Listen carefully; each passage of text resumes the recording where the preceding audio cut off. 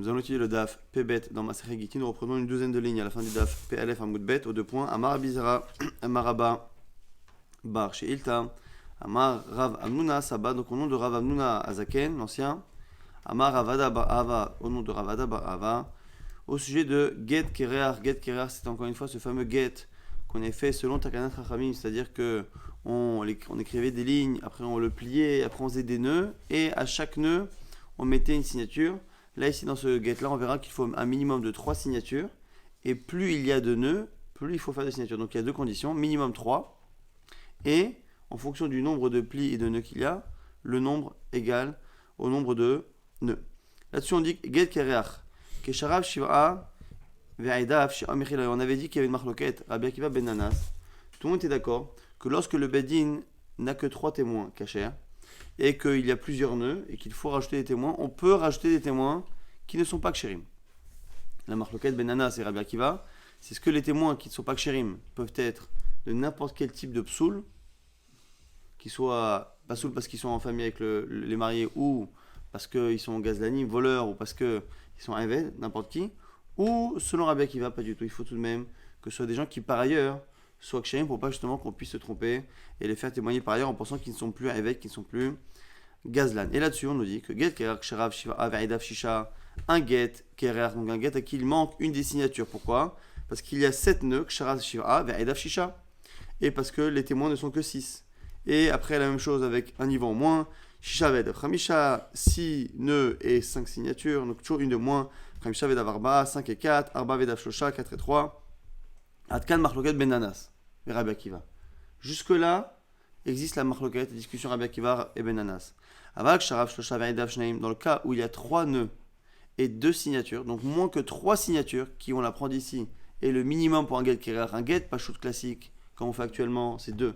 Get kerer, il faut 3. Si par contre il n'y en a que 2 signatures sur les 3 qu'il faut, divrei akol en mashlimim alav et la karov. Tout le monde est d'accord que le troisième que l'on rajoutera ne pourra pas être quelqu'un de pasoul à 100%.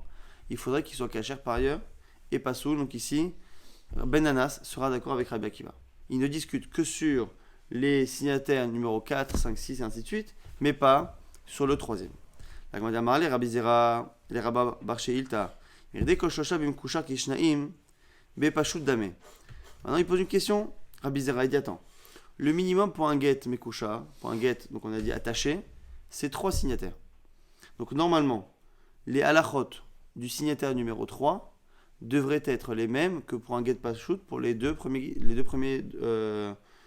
témoins. C'est-à-dire que la logique voudrait qu'on fasse une différence entre les témoins obligatoires et les témoins qui sont rajoutés par les sages. Et donc, normalement, les conditions que l'on demande aux 2 témoins dans un get normal devraient être les mêmes que l'on demande aux 3 témoins dans les get attachés, get mekusha.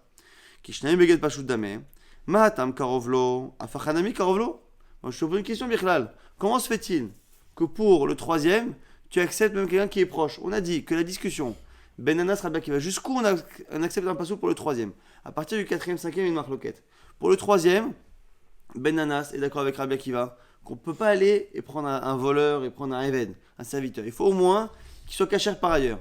Mais maintenant, Rabbi Zera pose une question, Bichlal, je ne comprends pas. Même selon Rabbi Akiva, comment se fait-il que le troisième, il puisse être Bichlal pasoul, karov ou pas karov? Comment il peut ne pas être kasher? Alors que normalement, le troisième get, le troisième témoin d'un get mekusha est équivalent aux 2 témoins dans un get normal, puisqu'il fait partie des témoins obligatoires. Réponse de la Gemara Amalé. Il répond à Rabbi Zera, il lui dit ah, je lui dis caché, moi aussi j'avais la même question que toi. Où j'ai été, les Rav Amnona, j'ai demandé à Rav Amnona. Les Rav Amnona, les Ravada Barava, qui lui-même a demandé à Ravada Barava. Et ben Malé qui a répondu Enach, les Shoshavim Kusha, Delab Doraita. Laisse tomber ce troisième témoin, il n'est pas Minatora. C'est-à-dire que même dans un get Mekusha, le troisième, c'est pas Minatora, c'est Chachamim. Alors nous, on avait vu, il y a quelques pages que normalement, on préfère dire que lorsque les Chachamim imposent quelque chose, ils l'imposent avec le même type de règles que les halachot de la Torah, mais là, ici en l'occurrence, non, donc il ne faut pas s'étonner que, puisque même dans un get attaché, où on a besoin de 3 témoins obligatoires, le troisième n'a pas la même nature que les 2 premiers, c'est les 2 premiers qui sont Minatora, le troisième est des Rabbanan, donc finalement dans un get Mekusha, on a 3 statuts. 3 statuts, c'est les 2 premiers qui sont Minatora, le troisième qui est obligatoire et qui doit être que proche mais qui doit être cachère par ailleurs, qui est Bidar Rabanan. Et à partir du 4, 5 et ainsi de suite, on a la marloquette Ben Rabbi Akiva et Ben Nanas. Tanya, il y a aussi une braïta qui confirme ce que tu dis. Donc là pour l'instant, c'était des Amoraïm qui expliquaient que la marloquette de la Mishnah commence à partir de 4, pas à 3. Et une braïta qu'on retrouve après qui dit la même chose. Get Kereach Sharav Avedav Shisha, Shisha Avedav Khamisha, Khamisha Avedav Arba, Abba Avedav Shosha, Aka marloquette Ben Nanas et Rabbi Akiva. Les mêmes mots. C'est-à-dire que la discussion Rabbi Akiva et Ben Nanas n'existe que lorsqu'il y a 7 nœuds et 6 signataires, 6 et 5, 5 et 4, 4 et 3. Par contre, Ishlimalav Eved Ben Nanas Omer, Avlad Kacher, Rabbi Akiva Omer Avlad Mamzer.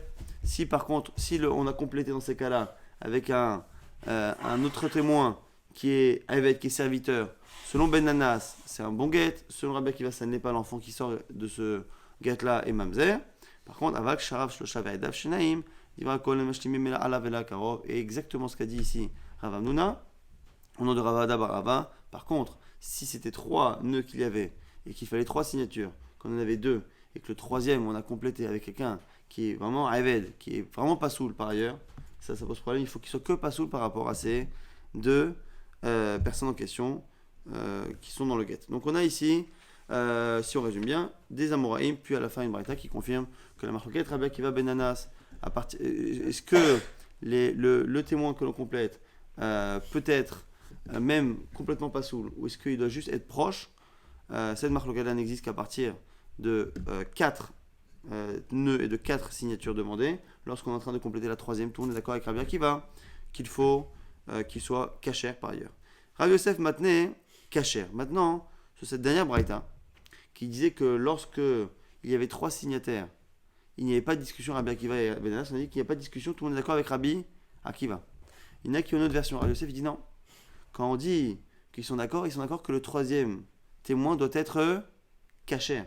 C'est pas que tout le monde est d'accord qu'il ne peut pas être voleur ou qu'il ne peut pas être Eved, mais il peut être Karov, proche de la famille.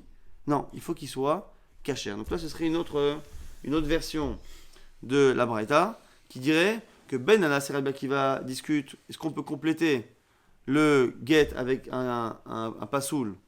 Ça, c'est à partir de 4 nœuds, 4 signataires. Lorsqu'on a affaire aux 3 premiers signataires, les 3 premiers doivent être cachers. Alors que jusqu'à présent, on a dit les 2 premiers cachers, le troisième, il peut être un proche de la famille. Veatania, Karol. Il y avait une autre Braïta qui disait que c'était Karov. Amarfapa, Tene Kachal aussi. Il corrige la Braïta et dit que la version de la Braïta, c'était caché. Maintenant, Amar Rabbi Yochanan. Lok Sheubo Elai Dechan, Karov Bilvan, Aval Trelo, El Matel Kayume, Betre Krovim, Khat Kacher. On dit Rabbi Yochanan que cette autorisation que l'on a de rajouter un témoin manquant avec un témoin qui est pas soul, ça ne marche que si on en rajoute un seul. Mais on ne peut pas rajouter 2 témoins psoulim. Pourquoi? De peur qu'après, on croit qu'on peut utiliser ces 2 témoins par ailleurs et donc cachériser un guet. Amar Ravashi, Matinanami Daika. Ravashi dit, c'est ce que tu es Rabbi Yochanan. Tu peux déjà le déduire de la Mishnah ou de la Braïta. Pourquoi? Des Kamedalek Vetane Khatrad Shmarmin. Est-ce que vous avez remarqué dans la Braïta, à chaque fois qu'on disait que la discussion Ben Nanas Rabbi Akiva était jusqu'au chiffre 3. À partir de 3, on a dit qu'il y a 3 signataires et qu'il en manque un. Là, il n'y a plus de marloquette Rabbi Akiva Ben Nanas. Soit parce que les deux sont d'accord qu'il faut que ce soit un proche et pas forcément un Even, ou qu'il faut qu'il soit caché. Mais quoi qu'il arrive, dans les cas où il y avait plus de signatures demandées, vous avez remarqué qu'à chaque fois, le cas, c'était un cas où il manquait un seul.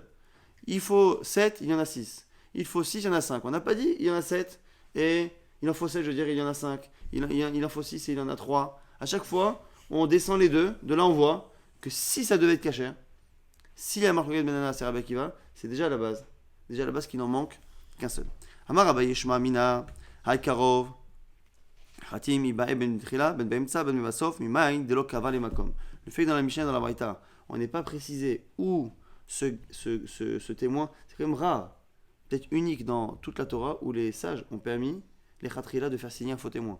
La question, c'est est-ce qu'on peut le faire signer à n'importe quel endroit? Ou est-ce qu'il faut qu'il ait un endroit particulier défini pour que lorsque ce guet-là arrivera dans les mains d'un Beddin, le Beddin sache qu'il faut vérifier souvent le premier ou celui du milieu ou celui de la fin, parce que c'est souvent l'endroit où on met les faux témoins. le fait d'utiliser un faux témoin, ici il nous dit Abaye, le fait que la Mishnah et la Braïta n'est pas précisé d'endroit, de là tu vois qu'on ne craint pas d'écrire, de faire signer ce faux témoin à n'importe quel endroit, au milieu, au début ou à la fin. De l'obayin retsofim, isalkadatar, bainan retsofim, ligvale, makom lehaikarov, mitrila ben metsa obasof, richar betuva. Et pareil nous dit le Abaye, on n'a pas besoin non plus que les témoins kshérim soient suivis. On peut les interrompre avec le témoin passou, parce que là aussi, la Mishnah n'a pas, ni la Braïta n'a pas donné d'emplacement. La Gemara nous rapporte une dernière histoire, qui nous rapporte qu'un jour on a fait la halakha comme Ben Anas dans la Gemara, qu'à tous les camés de Rabbi Ami, un jour on est venu devant Rabbi Ami, et il manquait donc un témoin par rapport au nombre de nœuds, et donc au nombre de signataires nécessaires. Sors et va nous chercher un Eved, un serviteur dans la rue, c'est-à-dire qu'il a accepté que l'on complète ce guet avec un témoin qui est vraiment pas saoul, non seulement pas parce qu'il est proche, mais parce qu'il est Eved Adrach, Alar, Azorek, nous avons terminé le Perek, Azorek Noël Mishnah, Amgaresh et Tishto, Vermalar, Et Muteret, Echol Adam, et là les ploni. Un homme qui dit à sa femme, alors ici il y aura deux cas, un cas où il donne un guet normal, mais il prononce cette phrase, et un cas où cette phrase-là sera écrite dans le guet. Et ici, la phrase est justement sujette à discussion. Te voici, Mouteret. Normalement, c'est quoi le texte du guet? Tu es autorisé à tous les hommes. Là, ici, cet homme dit une phrase un peu bizarre. Tu es Mouteret à tout le monde. Et là, les plonis. Alors, et là, les plonis. La grande on va poser la question. C'est quoi et là, les plonis? Est-ce que et là, c'est sauf, à part, ou à condition?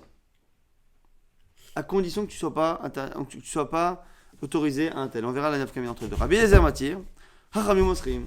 Rabbi Eliezer dit ça marche. Et Chachamim osrim. Selon Chachamim, comment on fait? C'est-à-dire assez. Puisque le guet en lui-même était caché, il est marqué, dans le guet, il est marqué tu es mouteret à tout le monde. Tu peux te marier à tout le monde. C'est à l'oral qu'il a décidé d'émettre une condition ou de restreindre le domaine d'autorisation du guet. Puisque le guet en lui-même n'a pas de problème, il le reprend selon Chachamim. Il le rend en lui disant voici. Cette fois-là, tu es autorisé à tout le monde.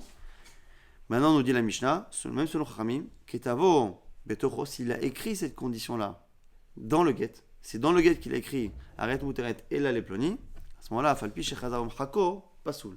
Même s'il reprend le guet, qu'il l'efface, ça ne marche pas. Maintenant, la question de la Gemara, c'est celle qu'on a posée à l'instant. Il va y aller où? Question de la Gemara. Hay Ela, Chutsu o Almenatu.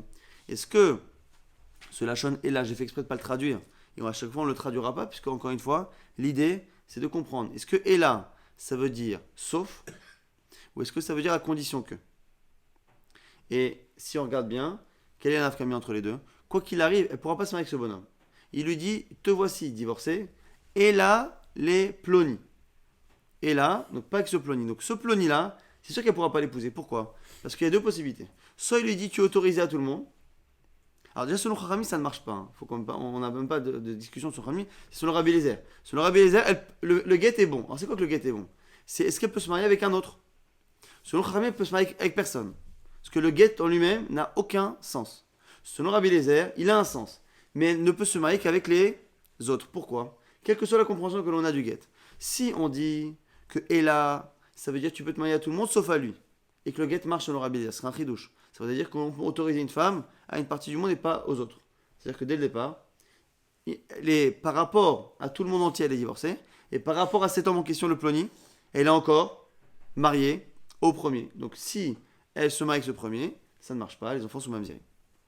Autre possibilité, et là, ça ne voudrait pas dire sauf, ça voudrait dire à condition que. Tu es autorisé à tout le monde, à condition que. Alors on a dit que les conditions, ça peut être complètement extérieur, à condition qu'il se passe tel événement dans le monde. Mais là, ici, il a fait un événement qui est lié à son comportement. Tu es divorcé et tu es autorisé à tout le monde, à condition que tu n'épouses jamais un tel. Ce qui fait que lorsqu'elle va épouser un tel, elle va rétroactivement annuler son guet et rétroactivement faire en sorte que son mariage n'a pas marché. Bon, ça se mord la queue. Mais il n'empêche que c'est les deux possibilités. Donc, quoi qu'il arrive, selon Chachamim, on ne discute pas. Le guet ne vaut rien. Selon Rabbi Eliezer, où le guet marche, la question est, elle peut se marier avec les autres. C'est sûr qu'elle ne pourra pas se marier avec lui, parce que de tous les cas, quelle que soit la compréhension, elle ne peut pas. Mais la question, encore une fois, c'est est-ce que c'est une condition ou est-ce que c'est une exception? Donc là, détaille la question. Est-ce que la question c'est, est-ce que la compréhension c'est en dehors? Tu es divorcé et tu es autorisé à tout le monde, sauf lui. Pas une condition. C'est juste une exclusion. On exclut la personne. Et à ce moment-là, Rabbanan ne sont pas d'accord des hachés à la baguette. Et pourquoi Khami ne serait pas d'accord? Parce que il y a un problème ici, c'est que le guet est incomplet. Le guet c'est d'autoriser, et finalement il n'a pas totalement libéré cette femme.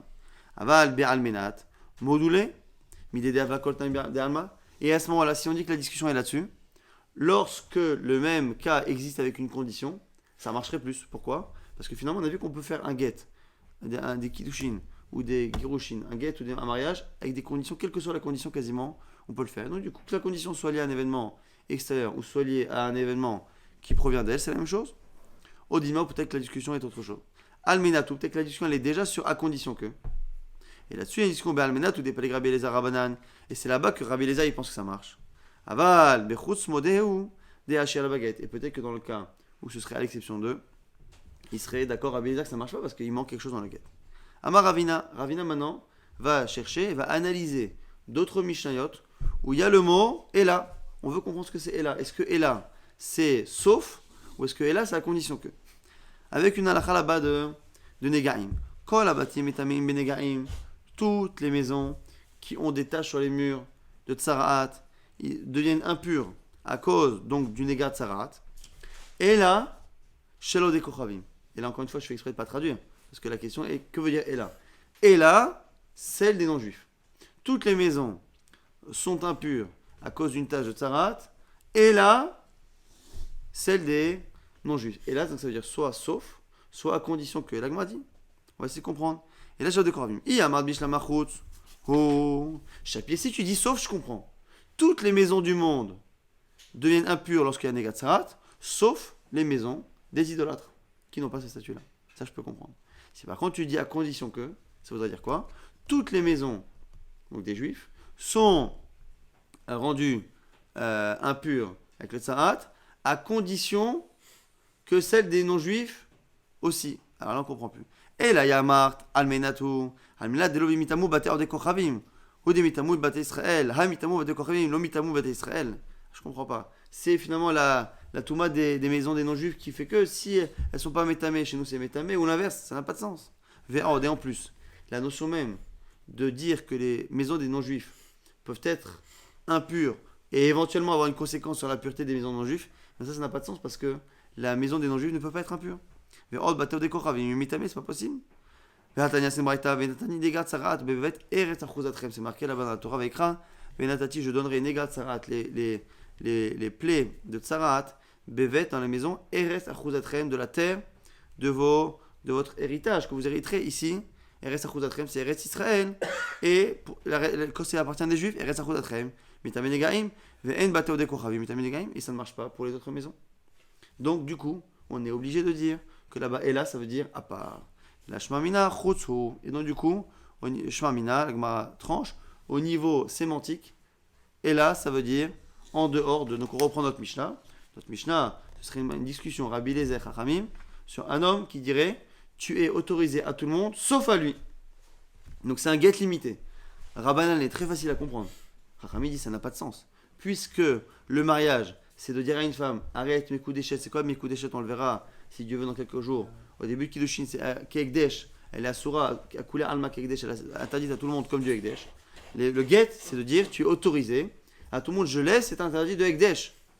Donc, dire qu'elle est autorisée à tout le monde sauf une personne, ça n'a techniquement aucun sens. Le Chidouche chez Rabbi Eliezer, ça fait partie des avis dans la Gemara qui sont les plus difficiles à comprendre. Comment Rabbi Eliezer peut concilier la notion de get avec le fait qu'elle soit autorisée, qu'elle continue d'être interdite à un homme, alors que l'essence du get c'est d'autoriser une femme à tout le monde. C'est Rabbi Eliezer qui est le plus difficile à comprendre, dont la réponse est marquée est là. Maintenant, la question qu'on avait encore une fois, c'est quelle est la discussion Rabbi Eliezer Chachamim? Nous on a vu que dans le Mishnah on a tranché. Et là, ça veut dire ça.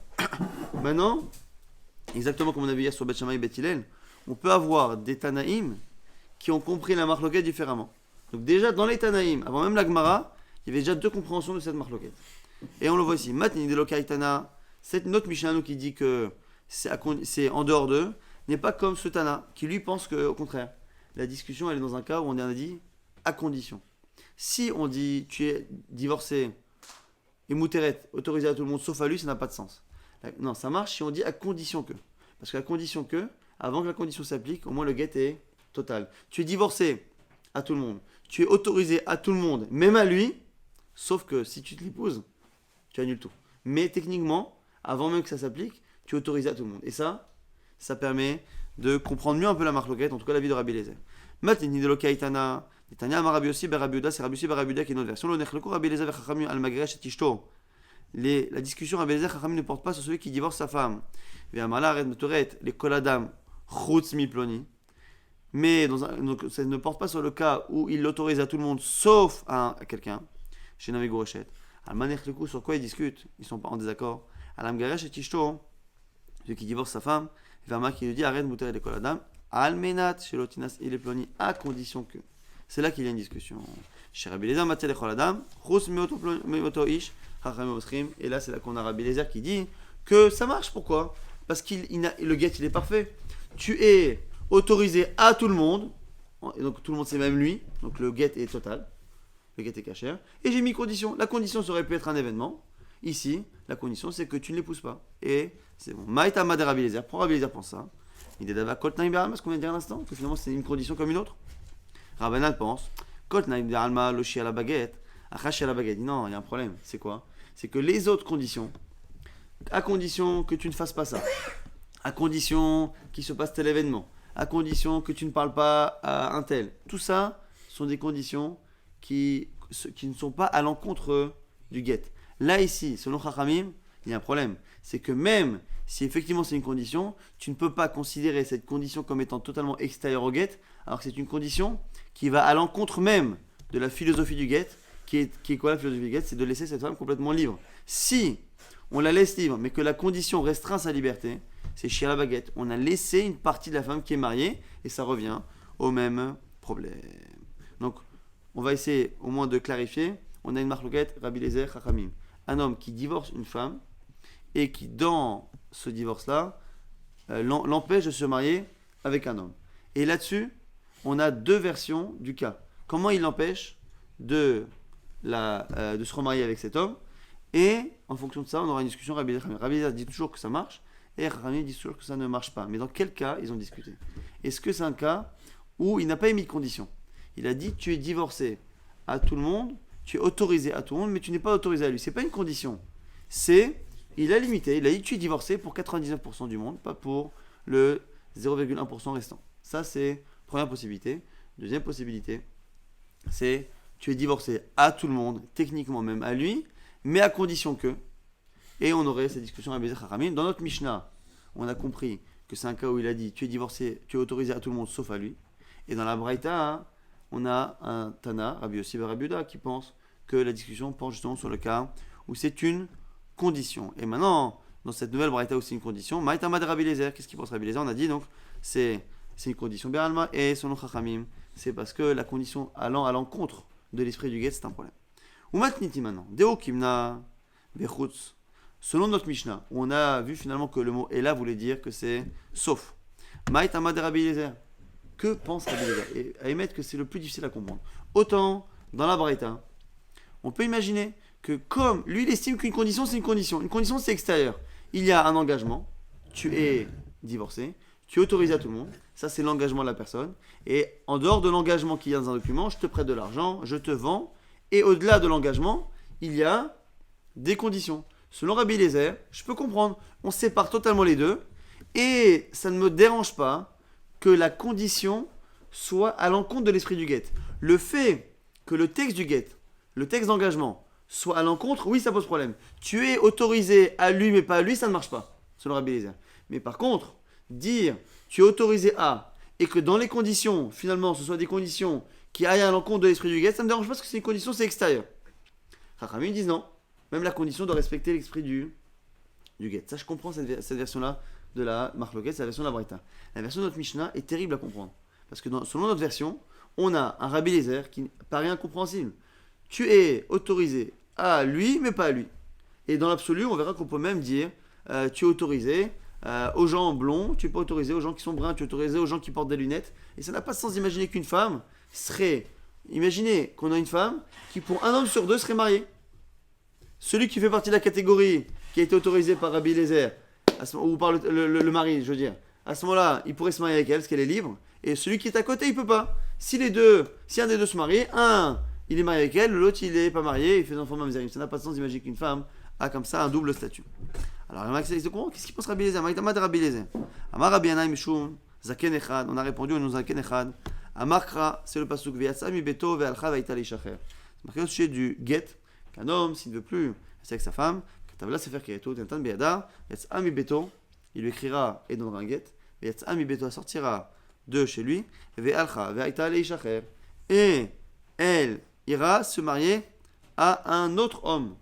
Alors pourquoi un autre homme? Pourquoi autre? Elle se marie avec un homme. On sait très bien qu'un homme, c'est un autre. Surtout que là-bas, dans le texte, c'est un cas là-bas de Matsaber Vadavar. C'est un cas où la femme a eu un problème extra-conjugal et donc le mari ne peut plus rester avec elle. Il ne peut plus se remarier. Donc, par définition, la personne qui va la répouser ne peut pas être lui-même. Donc, Acher est en trop. Ah, pourquoi Acher? C'est pour t'apprendre, selon Rabbi Eliezer, que Afilou lo itira el aleishecha Acher a raison megoreshet. Pour dire que même si finalement elle n'est autorisée qu'à cet homme-là, qu'à un seul homme, c'est bon. Rabbanan dit non, Haïch, lechol ish va ish. Au contraire, la question c'est ce Acher. C'est qui ce Acher? Est-ce que c'est n'importe qui?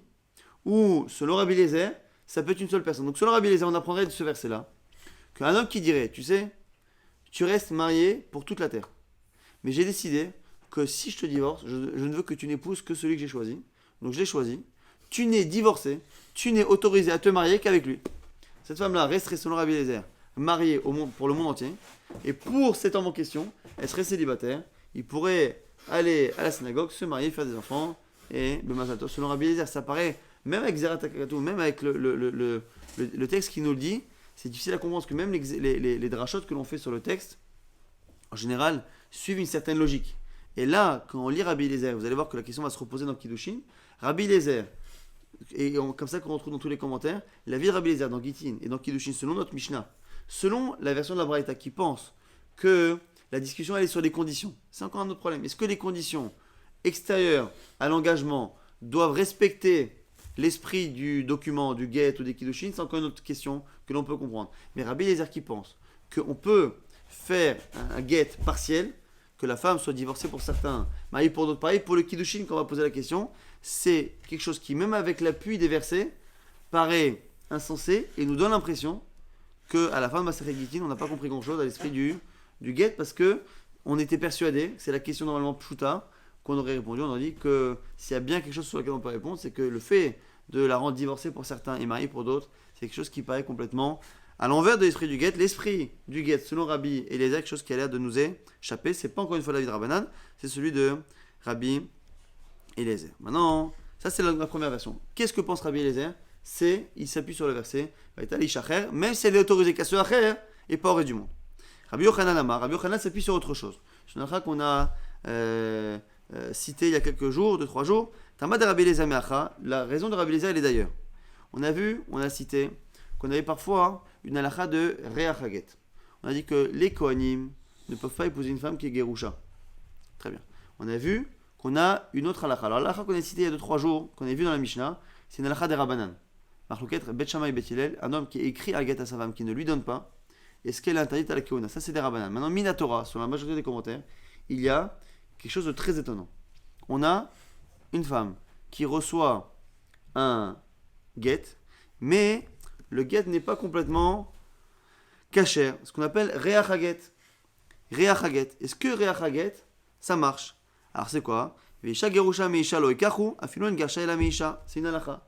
Lorsque un Kohen écrit un get à une femme, il lui dit tu n'es divorcé que par rapport à un tel, ou non, tu es divorcé de moi, encore mieux le cas, tu es divorcé de moi, mais tu ne peux te marier avec personne. D'accord, on se sépare, on n'a plus les liens du mariage, mais je ne veux pas que tu te maries avec quelqu'un. Donc elle n'est divorcée que par rapport à lui, mais aucun autre homme de la terre la considère comme étant divorcée. Tous les hommes de la terre la voient comme une femme mariée, et lui, par rapport à ses obligations et par rapport à ses droits, elle est divorcé. Il ne peut plus hériter d'elle, il ne doit plus la nourrir, ainsi de suite. Tous les droits et devoirs n'existent plus. Donc elle n'est divorcée que par rapport à lui. Dans ce cas-là, ce guet-là, normalement, n'a aucun sens. En tout cas, selon Chachamim, selon Rabbi Eliezer, on peut discuter. Chachamim, non. Et le chidouche, c'est que même selon Chachamim, tout le monde est d'accord. Et c'est Minatora que dans ce cas-là, elle ne pourra pas se marier avec un Kohen. C'est le seul cas où on a une femme dont le guet est complètement nul, et malgré la nullité du guet, elle est considérée comme étant divorcée par rapport au Kohanim. Donc dit la Gemara, bah, tu vois bien, c'est la preuve de Rabbi Eliezer. Comment c'est pas censé. Si le guet est pas bon, elle n'est pas divorcée. Si on la considère comme divorcée sur les Kohanim, c'est que le guet est bon. De là tu vois hein, qu'il suffit que la femme soit divorcée par rapport à son mari, même s'il n'y a pas d'autorisation de se remarier, pour qu'elle soit considérée comme divorcée. D'où on l'apprend, Isha, Gerusha, mais Isha, on a dit que les Kohanim, Isha Zona, Bachala, le Kachou, ils ne prennent pas Isha Zona, Bachalala. Isha, une femme, Gerusha, divorcée, mais Isha, Loïkachou, divorcée de son mari. De qui veux-tu qu'elle soit divorcée, si ce n'est de son mari?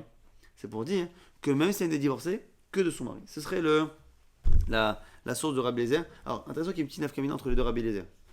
D'où Rabbi Eliezer sait-il que l'on peut finalement faire un guet, même si elle n'est pas autorisée au monde entier?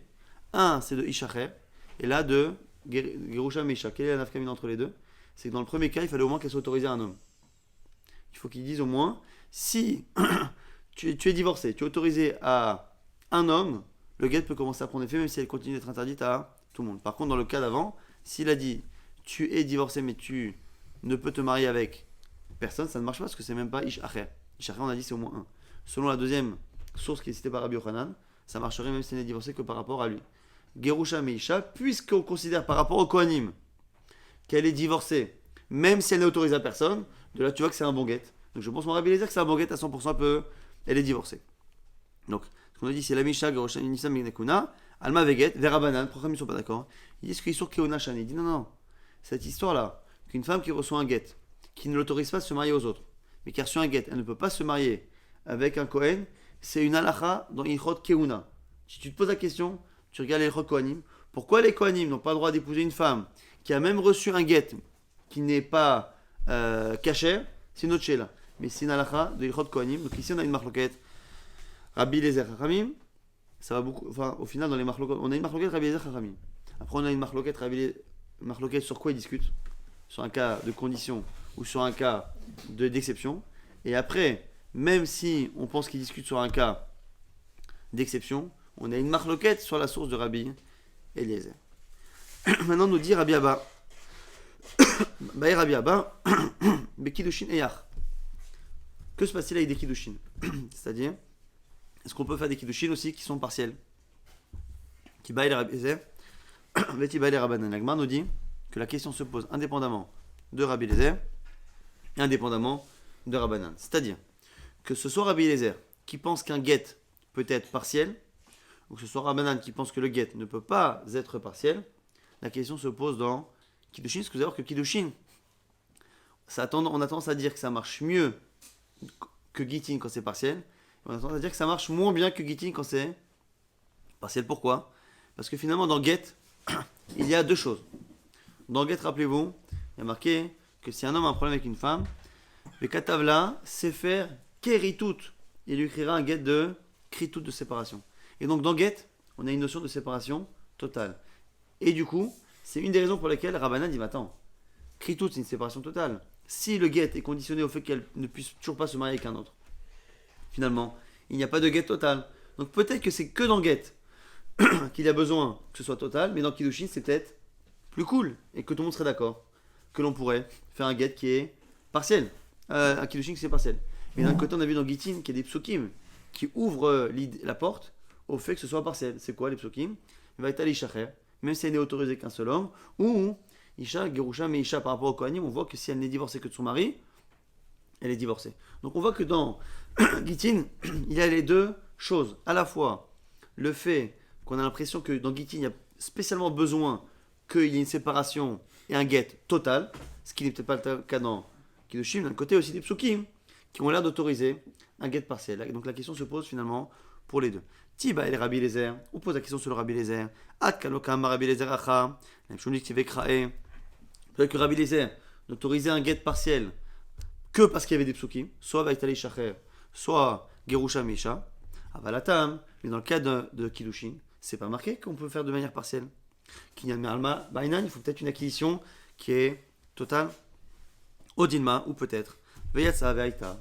Peut-être que comme on a un principe, on a un Ekesh en général, quand la femme a divorcé, marqué Veyatsa Veaita. Elle sortira, donc elle divorcera, et elle se remariera. De là, on apprend que souvent, les halachot de Gittin et de Kiddushin vont ensemble. On apprend les halachot de l'un à l'autre et de l'autre à l'un. Et donc, du coup, ce qui marche en Gittin marche en Kiddushin. Et inversement, ce qui permettrait donc d'avoir le doute selon Rabbi Eliezer. On nous dit Vetiva et les Rabbanan. Même selon Rabbanan, on pose la question. Ad kanokam Rabbananacha. Et là, des Mainan, Kritout. Peut-être que Rabbanan n'accepte pas un guet partiel, que parce que dans guet c'est marqué Kritout, il faut une séparation, et donc une séparation totale. Veleka, et c'est pas le cas lorsque il l'empêche de se remarier avec un homme. Avalata, mais donc Kiddushin, qui a un code déo. Peut-être qu'il suffit qu'il y ait un kinyan, et qu'un kinyan, un homme qui épouse une femme en disant voilà, grâce à mes Kiddushin, je t'interdis à la moitié du monde, ben, il a au moins fait quelque chose. Qui a dit que les Kiddushin devaient être parfaits et que le kinyan devait être total? Peut-être pas. Odilma Viatsaoita, ou peut-être là aussi la même logique. Viatsaoita, on apprend de l'un à l'autre. Ce que Rabbanan pense dans Gittin, il le pense dans Kiddushin. Les bâtards, débat Ele Adar Pashta. Une fois qu'on a posé la question, on a répondu Ben et Rabbi Eliezer. Ben et Rabbanan, Ben Inan Viatsaoita. Que ce soit pour Rabbi Eliezer, soit comme Rabbanan, Viatsaoita. Ce qui se passe dans Gittin, on l'applique dans Kiddushin, ce qui nous fait finalement sortir quelque chose d'extraordinaire. Et un grand sujet avant de commencer Kiddushin, c'est que finalement, Rabbanan, on les comprend. Selon Rabbanan, dire à une femme, tu es divorcé, autorisé à tout le monde, sauf à une personne, ça n'a aucun sens. Il y a Savaïta, pareil pour le mariage. Dire à une femme, tu es interdite à tout le monde, sauf à un tel, c'est-à-dire que tu es marié pour toute la terre, mais je continue de te laisser célibataire par rapport à cet homme, et donc cette femme-là pourrait se marier avec un deuxième homme, selon Rabbi Eliezer. Soit Rabbanan, ça n'a pas de sens. Donc soit Kiddushin ou Gittin. Maintenant, la question terrible, c'est selon Rabbi Eliezer, on pourrait avoir une femme qui est donc partiellement mariée, partiellement divorcée en fonction des personnes, et du coup, selon le pshat de l'Agmara, et comme ça que le Rashba a compris certains commentaires, cette femme-là pourrait se marier à plusieurs hommes. C'est-à-dire qu'on aurait une femme qui est mariée à une personne, qui dit, écoute, voilà, je te divorce et tu es autorisé à cela, mais pas aux autres. Et la même chose dans Kiddushin, c'est-à-dire qu'un homme, une femme est célibataire, et alors il dit, voilà, tu es mariée à moi, et donc interdite par rapport à ces hommes-ci. Mais par contre, ces hommes-là te restent autorisés, tu es célibataire par rapport à eux, et donc si le deuxième homme donne des Kiddushin, ça marche. On a une femme qui serait écoute des chètes à deux hommes, ce qui paraît complètement insensé. C'est la grande question que l'on a avant de commencer Maseret Kiddushin. Vous allez voir que tout au long de Maseret Kiddushin, on va avoir du mal à caser la vie de Rabbi Eliezer, qui pense à la fois dans Gittin et dans Kiddushin, pardonnez-moi. Amar Abaye. Abaye pose une question. On a dans Yibamot une halakha qui dit que lorsque une femme meurt et qu'elle n'a pas donné d'enfant à son mari, elle doit faire Yiboum. Et on apprend une halakha des Rabbanan, de Oraita, c'est une marloquette, Tosfot rapporte que dans l'Agma souvent dit que c'est des Rabbanan, il y a un din. Il faut que la femme ne soit pas la femme de deux hommes. Il ne faut pas qu'elle soit veuve de deux hommes. Si elle est veuve de deux hommes en même temps, ce qui est compliqué, parce que normalement, même si une femme a été veuve de deux hommes, c'est de manière... enfin, c'est pas simultané. Elle était veuve une première fois, après elle s'est remariée. Lorsqu'elle perd son mari, son deuxième mari, elle est veuve du deuxième. Elle n'est plus veuve du premier, parce qu'entre temps elle était mariée au deuxième. Mais un cas où elle serait veuve en même temps de deux maris. Donc là, on pose la question. C'est le mari de Rabbi Abba. Allez, si on dit comme Rabbi Abba, que selon Rabbi Eliezer, on a, même dans un Kiddushin, on peut pas des Kiddushin partiels. Bar Reuven veki des Shachut Mishimon. On a Reuven, à chaque fois, souvent dans la Gemara, et c'était comme ça dans Marsadi Mamot, lorsqu'on parle de frères, on reprend les noms des fils de Yaakov, les Shvatim, Reuven, Shimon, les Lévi, Yehuda et ainsi de suite. Bar Reuven, le frère aîné vient, il fait des Kiddushin à une femme. En disant, voilà, tu es marié, interdite à tout le monde, Chutz Mishimon, sauf à mon frère Shimon, qui peut t'épouser dans l'absolu. Ou bah Shimon veki déjà, du coup vient Shimon, ne se gêne pas, fait des Kiddushin, Chutz mi Reuven. Mais lui, dans ses Kiddushin, il n'inclut pas Reuven. Donc il dit, tu es interdit au monde entier, sauf à Reuven. Ou Metushtem, les deux sont morts. Mityabamet, les Lévi, elle peut faire Yiboum. Ve'enani Koreba, et Sheshtemeti. Ah, pourtant, elle a été mariée deux fois, donc elle devrait normalement être doublement mariée. C'est pas Sheshtemeti. Pourquoi? Maïtama, Kiddushin des Reuven Ahanu, Kiddushin des Shimon Ahanu. Parce que toi, tu crois que les deuxièmes Kiddushin ont marché. Parce que Reuven a laissé la place à Shimon, il a dit, tu es marié à tout le monde sauf à Shimon, donc Shimon peut faire des Kiddushin. Non. Shimon n'a rien fait. Pourquoi? Parce que c'est quoi les kiddushin? C'est interdire au moins à un homme. Selon Rabbi Eliezer. Selon Rabbanan, kiddushin, c'est interdire à tout le monde. Selon Rabbi Eliezer, c'est au moins à un homme. Or là, ici, quand on a bien regardé, si on a fait le calcul, Shimon n'a rien fait. Il n'a interdit à personne. Pourquoi? Parce que Reuven a dit, tu es interdit à toute la terre, sauf à Shimon. Vient Shimon, et il dit, tu es interdit à toute la terre. Mais toute la terre est déjà interdite à elle. Le seul qui était permis à elle, c'était Reuven. Et lui, il dit quoi? Tu es interdit à tout le monde, sauf à Reuven. Donc il n'interdit toujours pas Reuven. Maosif, Mahervier, qu'est-ce qu'il a rajouté? Zéro.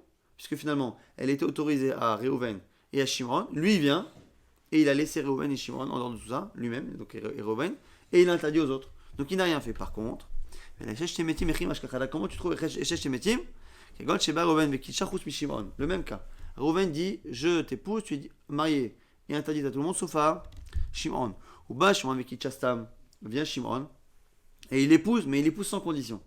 Et du coup, il l'interdit maintenant à Reuven, son premier mari. Puisque Reuven a laissé une place à Shimon, Shimon prend cette place et interdit à Reuven. Comme il a créé un interdit, à ce moment-là, il a créé des kiddushin. Elle est Shesh Shemetim. Elle est mariée à deux hommes. Lorsque les deux meurent, elle redevient. Et Shesh Shemetim, elle ne peut pas faire Yiboum avec le troisième frère, qui est Lévi. Les kiddushin de Shimon n'ont rien fait en fait. Exactement. Lo Ahanu. Lo Ahanu clan. Alors ça, c'est marqué dans les Rishonim. Est-ce que Lo Ahanu du tout ou Lo Ahanu legabé par rapport à Yiboum? Mais en tout cas, a priori, exactement, ça n'a rien fait.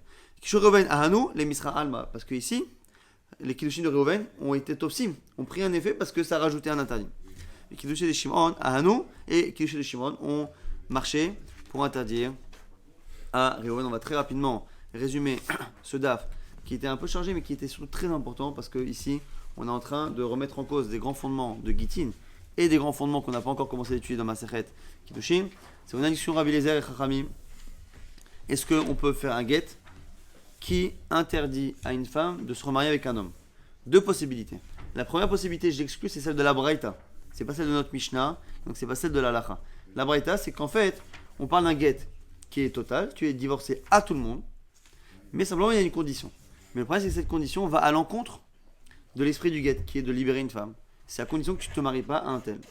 Et donc là, il y a une discussion. Selon Rabbi Eliezer, dès que c'est une condition, c'est extérieur au problème. Le get, il est bon, la condition, on s'en fiche. On n'a pas besoin qu'elle respecte l'esprit du get. Selon Rabbanan, non. Comme la condition va à l'encontre de l'esprit du get, c'est un problème. Ça, c'est la version de la Braïta et qui est le plus facile à comprendre à la limite. Le problème, c'est que notre Mishnah n'a pas choisi comme ça. La Mishnah pense que la discussion est autre. C'est un homme qui dit tu es divorcé et autorisé à tout le monde, mais tu n'es pas divorcé pour un tel. Donc il y aura une partie du monde qui la verra mariée, une partie du monde qui la verra divorcée. Et on a vu que c'est ça la discussion. Selon Rabbanan, on comprend, ça n'a pas de sens. Selon Rabbi Eliezer, on aurait deux versets. Soit parce que c'est marqué les Ishacher, il suffit qu'elle soit autorisée à un seul homme, ou même, selon l'autre version de Rabbi Yochanan, que Isha Gerusham Isha, il suffit qu'elle soit simplement divorcée par rapport à lui, même si elle n'est autorisée à personne. Donc Rabbi Eliezer sépare la notion de mariage et la notion d'interdiction aux autres, qui en général, selon Rabbanan, est complètement liée. Lui, il sépare les deux. Tu peux être divorcé sans être autorisé, et inversement. Et puisqu'on a une Xerashava, un Ekesh entre Veyatsa Veyat entre le Get et Kiddushin, cette même marloquette se reporte dans un mariage. Est-ce qu'un homme peut épouser une femme de manière partielle, lui dit je suis marié, interdit à tout le monde, sauf à lui? Selon Rabbi Eliezer, oui. Selon Rabbanan, non. Et donc, selon Rabbi Eliezer, on pourrait avoir une situation terrible, une femme qui est mariée à un homme, mais puisqu'il a laissé il a laissé le célibataire pour un autre homme, cet autre homme peut arriver et l'épouser, et elle serait mariée deux fois, et c'est là-dessus qu'on dit qu'elle est Shesh Shemetim si c'est deux frères, et que les deux frères meurent, elle est Shesh Shemetim et on ne peut pas appliquer le din de Yiboum.